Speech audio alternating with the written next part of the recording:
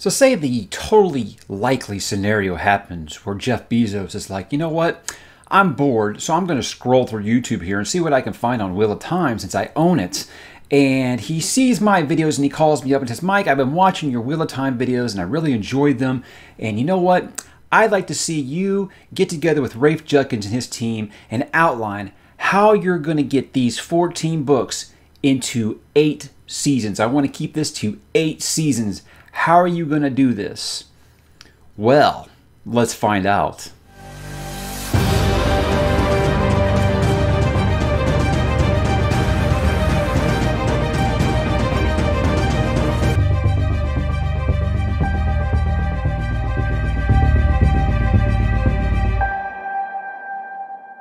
Hey, what's up, dark friends and wheelies? Mike back again to talk some more Wheel of Time. And since I've done with all the books, it's time to start talking about that TV series. Now, while we wait for it to re-enter production due to the virus that shall not be named, lots of conversations have come out in the Discord lately about if you were running the TV show, how would you divide up these seasons? And it's gotten a lot of debate, and I've gotten a lot of conversations with people who want it to be like 15, 16 seasons. And I'm like, well, let's pretend this is the real world here.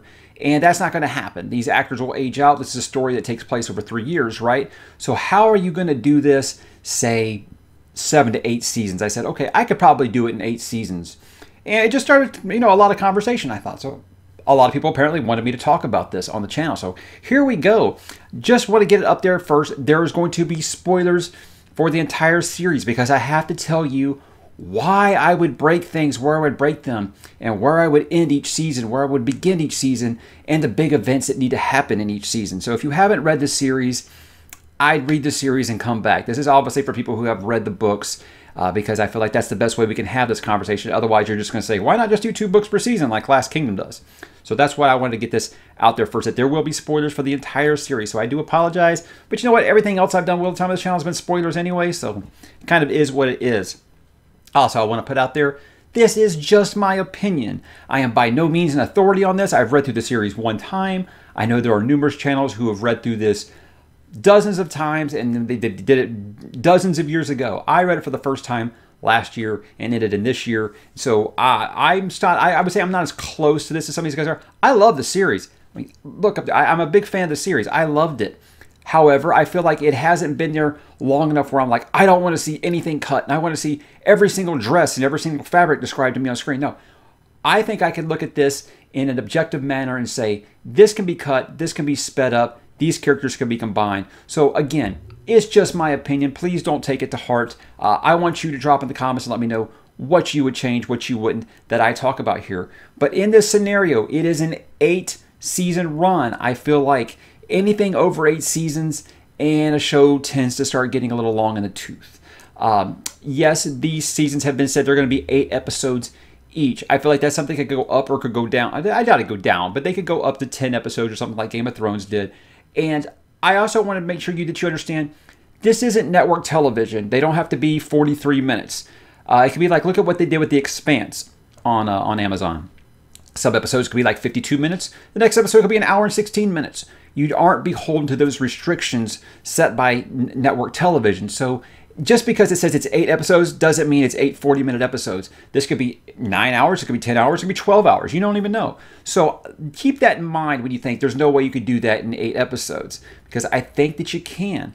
So I'm going to go along with that. I'm going to talk about things that can be rearranged, characters that can be combined. I'm going to talk about new spring flashbacks taking place through the first 4 seasons. So if you're asking, where would you put New Spring? I'm going to have all those flashbacks with Lana Moraine going between seasons 1 through 4. And as I get along, you'll see why I would put them in there. If you've read through Fires of Heaven, you know why. So I think that would be the best way to do it instead of trying to adapt that book up front, because I don't think it would be strong enough to reel in new viewers right up front. So that's what we're going to cover. I'm going to cover each season, talk about which books, which characters, blah, blah, blah. You got it, right? So let's get into it. Okay, for season 1, the rumor has long been that it was going to be the first 2 books. I don't think that's going to happen. I think Rafe Judkins has kind of said, there's going to be parts of the Great Hunt in it. And in my scenario here, you're going to have all of Eye of the World, and you're going to have partial amounts of the Great Hunt. And I'll tell you where I would break this. You're going to have all of Eye of the World, You're going to have some things reduced, like I think even Rafe himself has said you can't have full episodes where Matt and Rand are basically being a juggling singing duo act going across Randland there. So I understand that. So I think that this would be no problem doing this in about 6 episodes. I think they could do this in about 6 episodes with no problem. So what do you do with those last 2 episodes? Well, you tell a good chunk of the Great Hunt, and what I mean by a good chunk is you're going to rearrange some things. It's not going to happen in the same order that I think it happened in this book, being that there are different storylines and they all meet back up at the end. So what I would do is the cliffhanger of season 1 is I would have where Rand, Huron, and Loyal use the portal stones and they end up in the mirror world. And you're like, oh gosh, right? And you have no idea what is happening. And then you have Egwene being taken as a Damani in Falma. That is the best place I think that you're going to hook in new viewers. Now, I want you to understand with this, I'm not trying to hook book fans with this. I'm trying to hook new viewers. Book fans are going to be there regardless. They're going to watch this regardless. What I think you have to do is reel in those casual viewers, especially those ones that, 1, want something to replace Game of Thrones. Yes, it's going to come up. And 2, are the fans that say, I don't really care for fantasy. This is hard fantasy. I felt like Game of Thrones, you could put it away where you could reel in non-fantasy fans. I feel like you're going to need to like some fantasy to get in this, much like they did with Lord of the Rings. So there's some people you're never going to convince, but I feel like there's a lot that will give it a chance now that wouldn't have before. So you need a killer cliffhanger at the end of season 1, and I think that that would be the best place to stop it if you aren't going to go all the way through the end of the Great Hunt. And that is where I would end the cliffhanger of season 1. We already know that there's been 2 seasons guaranteed, so let's talk about season 2. For season 2, I feel like you could wrap up the last parts of the Great Hunt in probably about 3 episodes. So that leaves you with 5 episodes to do all of the Dragon Reborn. Now you feel like, oh, that's moving quite a fast pace there. Guys, you got to understand that there are some things that are going to be strictly sped along. And I think that the White Tower stuff with Egwene and Elaine and Nynaeve going through the tower, learning to be an acceptance, stuff like that. Yeah, that's great to slow roll in a book. On TV, it's going to need to happen a little faster, you know. So all these things are going to kind of happen a little faster on the screen than they were on the page, because you're not going to have internal monologuing for sure. Look to David Lynch's 1984 Dune to see why that's a bad idea. So obviously, we know that the season ends with Rand taking Calidor and defeating Balsamon. Now, also, let me give the scenario here, and this is something that I feel like Bezos would ask for as a failsafe. Say the show doesn't do very well, and you need to go ahead and just wrap it up in 2 seasons. I feel like that's the best place they could do with the 2 guaranteed seasons they have, with him defeating Balsamon, who at that point looks like the big bad. And then you got, him taking his role as a Dragon Reborn. The Dragon's been reborn there. Obviously, that's not going to be a satisfying ending. And also, for this, let's say that that's not going to happen. I'm just saying that that fail-safe is there in case it is needed. That moves us along to season 3. And this is where I feel like things start to get controversial. I feel like if you took a poll of just everyone who has read the entire series of Wheel of Time, what is your favorite Wheel of Time book? I feel like far and away, The Shadow Rising is probably going to be everyone's answer. It's one of the meatiest books. The word count, I believe, is second highest in the series. It might be, I'm not exactly sure about that. But it's a big book. So I want to give all of season 3 to The Shadow Rising. And for more ways than just reasons what you think. But the season ending with the White Tower split and Sanche being stilled, and of course, the Battle of Emond's Field needs to be huge. This needs to be the first really gigantic battle on this show. And this needs why the show needs to be a success. Because if they're talking about pouring in the kind of money that I've heard rumors that they're pouring into it, okay, this needs to be where they open up that pocketbook and say, everyone we haven't gotten on board yet, we need to end this season by being every bit as big and epic as something you would see in a movie theater. So they need to put out for the Battle of Emond's Field. And that's why I think that season 3, there's so much doing here. You got to do Ruidian, you got to do that really well.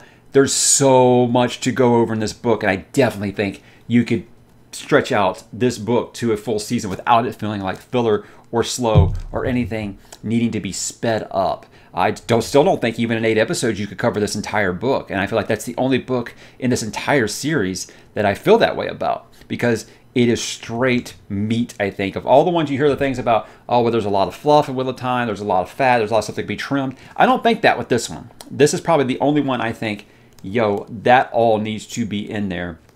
And that's why I would recommend giving it a full season. And I feel like season 3 is your make or break year. So you need to go big with it. And I think you ain't going to get bigger than the Tower Split and the Battle for Emmons Field. Let's go on to season 4. This is where I think that this video is probably going to lose a lot of hardcore wheelies. And that's because not only am I suggesting that season 4 comprise of all of Fires of Heaven, but all of Lord of Chaos. Now, before you completely just throw something at the screen here, you have to understand things are going to have to be cut. They cannot do this entire series page by page. There's just no way it's going to happen if they want to keep this to 8 seasons. They say, hey, you know what, we're going to do more than that, then obviously things can stretch out. But for the sake of this conversation, we're sticking to 8 seasons. Cut the circus, reduce the sea folk, trim up the Rebel Aes Sedai. I feel like you can really kind of slow that stuff down, or I'm sorry, speed that stuff up rather, and then you can end with the Battle of Dumai's Wells. Obviously, that's obviously the best place to stop. Now, if people feel like I'm moving too briskly here, this is moving along way too fast, look, I've done 4 seasons, which is half of my series run, and I'm only through 6 of the 14 or 15 books. So I guess 7 if you want to count, because I said I would do New Spring doing this. So let's just say for 14. I've done through 6 of the 14 books here.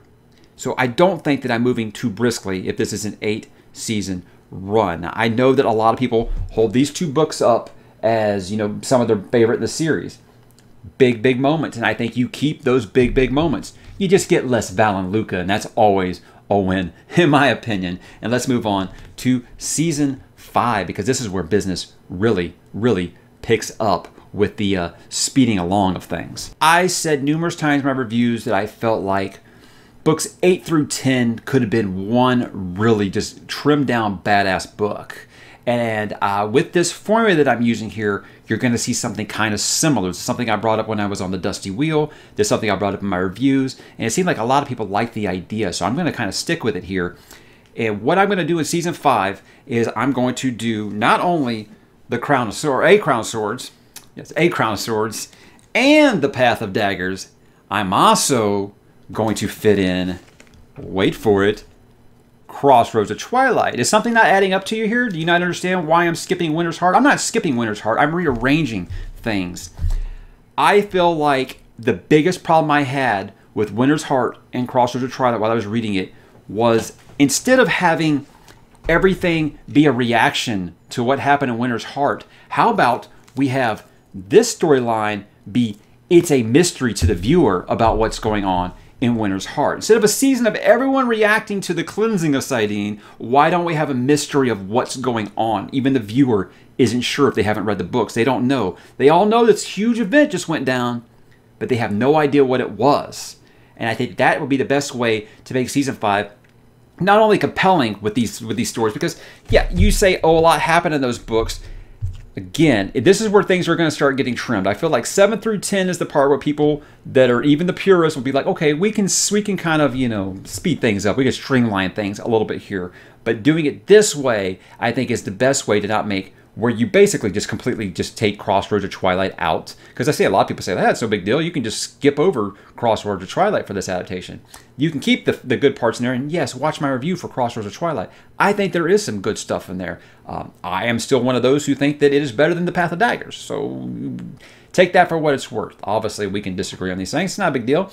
But this is the best way to keep it a mystery of what's going on as we head into season number 6. Okay, so season 6 will kick off with the answering to what that mystery was, which is the end of the previous, sorry, it's going to be Winter's Heart, all right? It's going to be Winter's Heart, but you're not going to get like this whole book. I think that I would cut out some of these stuff in, God, I can't remember the name of the city right now, where you couldn't actually use Saidin. So, I mean, there's going to be some things I said that will be streamlined or just completely cut for the sake of time, because this would only, clearing this up, what happened with Saidin actually seeing it to the viewer, that's only going to be like the first 2 episodes, and then the next 5 or 6 are going to be the beginning of Knife of Dreams. And about the halfway point, where I'm going to end this season, and I feel like this is a layup.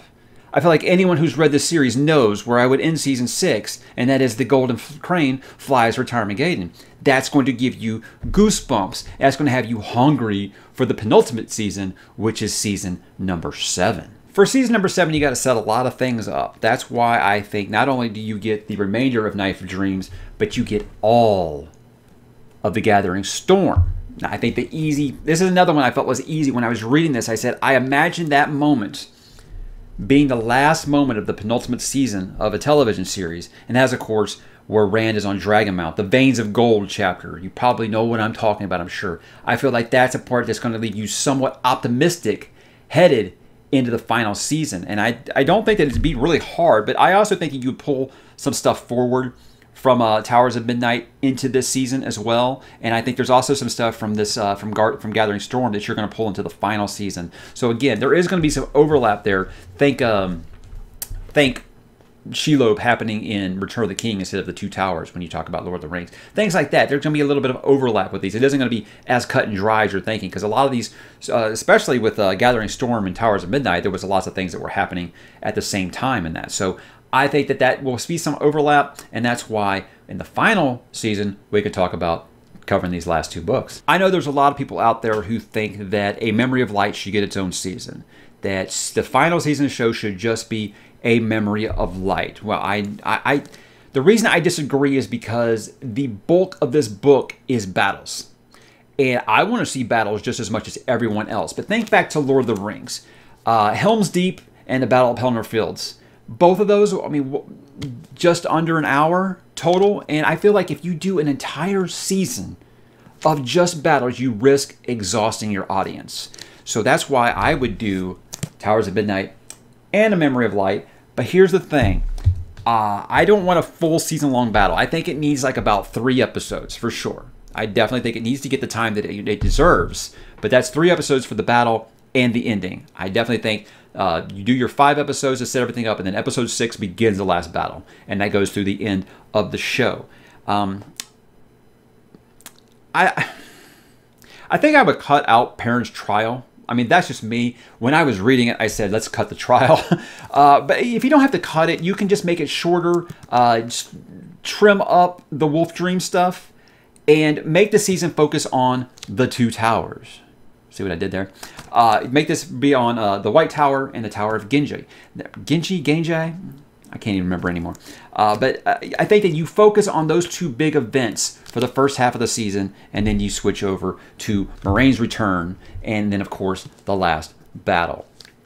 And if you want to have, say that's the season they say, you know what, let's give them a bonus episode, and let's give it a Lord of the Rings type ending, because if there's one complaint that this book gets, it is that, you know, the ending does just kind of happen and poof, it's done. No, you don't have to explain the pipe. I prefer them to leave that ambiguous, because I don't know. I don't want everything spoon-fed to me that isn't by Robert Jordan personally. I know that Brandon Sanderson finished the story, but, you know, the pipe thing, apparently that came from Mr. Jordan himself. So I don't want them trying to over-explain that. But if you want to show what happens to Lan and Nynaeve, if you want to show what happens to everybody, you know, Matt and Tuon, stuff like that, you can show that. You can show that. So if they say the show is a huge success and they want to do that, I'm all for it. I'm all for it. What I don't want them to do with this series is that's got 2,000 plus characters. What I don't want them doing is creating new characters and creating side quests that don't need to happen. If you're going to be streamlining this, don't take events of the book out and then create new ones. That makes no sense. Don't take characters out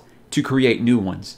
Doesn't make sense. So, guys, that is how I would do the Wheel of Time in 64 episodes. Yes, there would be tough cuts. There would be lots of tough cuts. But not every single scene from the books is going to be included here. And I think that that's probably going to make some things seem rushed to the longtime readers and wheelies, but this series needs more than just fans of the books. Fans of the books will be there. They're going to be there. And if it's a success, they risk losing their audience over time if they start saying, okay, well, the show's a success now. We can really slow things down and just get really, really slow with everything and put everything that's in the book in there. I don't think that they'll do that. I think they want to keep this show exciting and fresh. You think that they haven't seen the fallout of what happened with Game of Thrones? They don't want to do that. They would love to have the next Game of Thrones, and what I mean by that is the pop culture phenomenon that it was. And I think that this would be the best way to do it. Maybe they could do, director's cut, extended cuts, things like that when they put out the inevitable Blu-ray sets, things like that. I'm sure they would love to do that kind of stuff, but I feel like a lot of the stuff's going to have to hit the cutting room floor. And I think anyone is, thinking with their head and not their heart. If you're trying to keep real in not only fans, but casual viewers, there's going to have to be a scalpel taken to some parts you might consider super important. Okay? So that's where I stand, guys. What would you do if you were in control of Amazon's The Wheel of Time? What would you cut? What would you keep in? How many seasons would you want to do this in? There are no wrong answers. Again, this is just an opinion, and it's how I would do it. I thought it was a really fun conversation on the Discord. Created lots of debate, lots of disagreements, but also some things are like, yeah, I guess that would make sense. Again, no wrong answer. So drop in the comments, guys, and tell me what you would do if you were running the Wheel of Time. And I'll talk to you there.